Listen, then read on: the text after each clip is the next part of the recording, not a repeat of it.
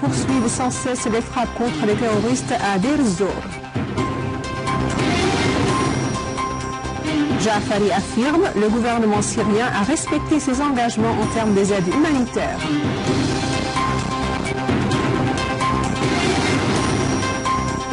En Irak, élimination des dizaines de terroristes de Daesh au sud de Tikrit.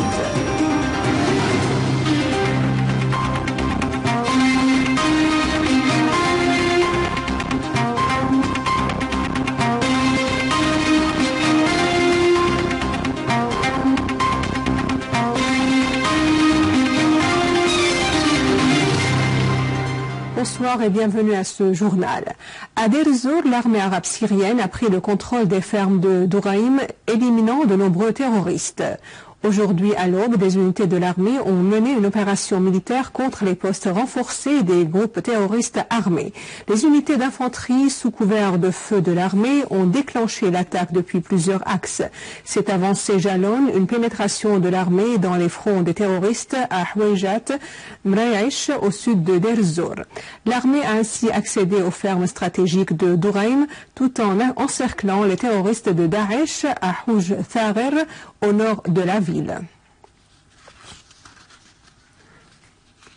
Le gouvernement syrien présente 75% des besoins humanitaires au peuple syrien partout en Syrie, en dépit du blocus et des sanctions économiques.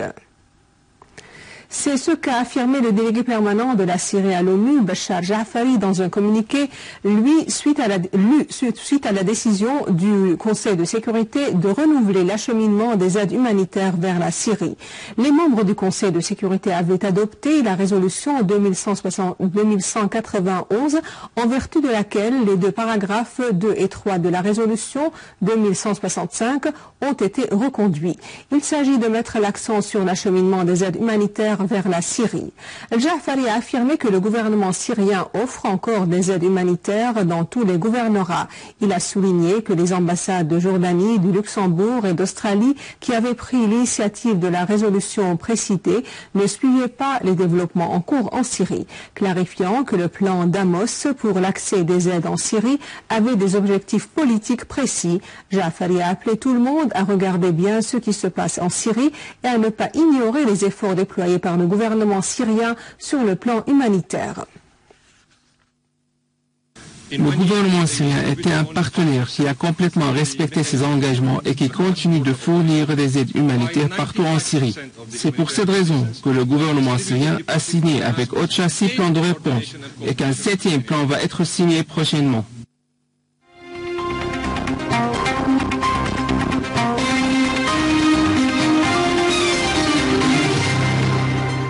L'armée irakienne a abattu plus de 30 terroristes de l'État islamique dans une embuscade bien montée dans la zone de Tal Dahab au sud de Tikrit. Quelques heures après le succès de l'armée dans cette zone, un attentat suicide terroriste à la voiture piégée a eu lieu au sud de Tikrit et a fait plusieurs tués. À Bagdad, une unité de l'armée irakienne a avorté une tentative d'infiltration de terroristes de l'État islamique par le biais d'une voiture à proximité du cordon sécuritaire du ministère de l'Intérieur, blessant un parmi eux et arrêtant d'autres. En outre, les forces de la protection du ministère ont ouvert le feu sur 3 terroristes qui étaient à bord de la voiture. Hier, 150 femmes de la ville de Falloujah ont refusé de faire le djihad du sexe alors que l'armée irakienne neutralisait de nombreux terroristes dans plusieurs zones.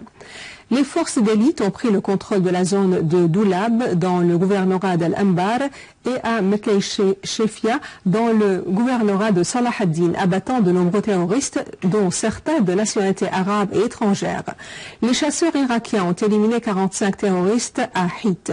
De même, le ministère irakien des droits de l'homme a indiqué que le terroriste Abu Anas el-Libi avait tué 150 femmes et filles pour avoir refusé le djihad du sexe à Falloujah, tandis que des sources ont fait savoir que le terroriste Abu Dargham al-Souri, un des importants chefs de Daesh, avait été abattu avec 23 terroristes à Mossoul.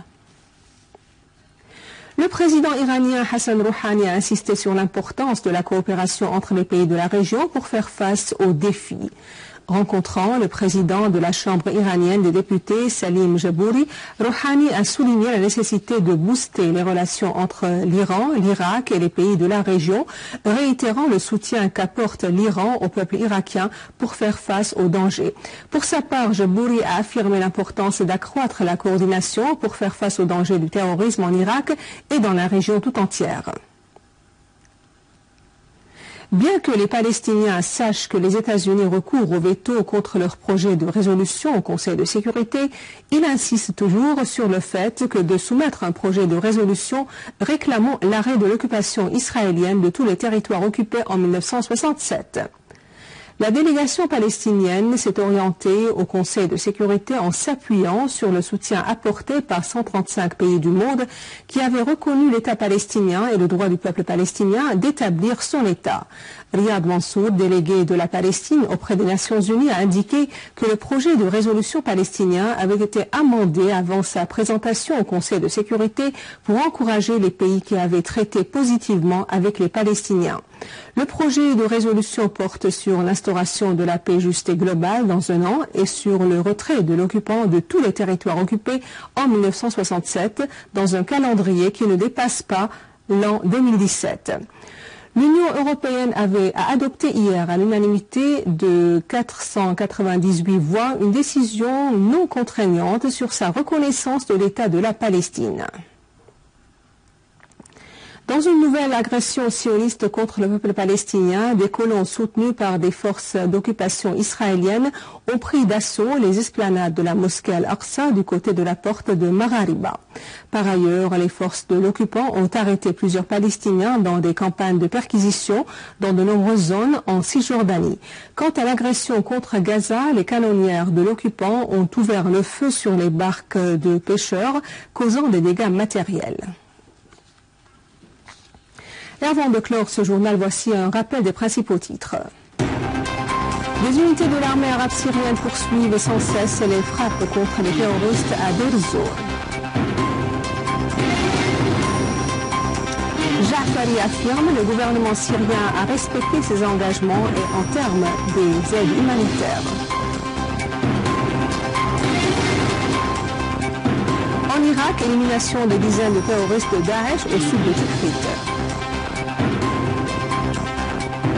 Ainsi s'achève notre journal. Je vous remercie de l'avoir suivi. Passez une bonne journée sur notre chaîne. Et juste un rappel, vous pouvez revoir ce journal sur notre site internet syriaonline.sy. Au revoir.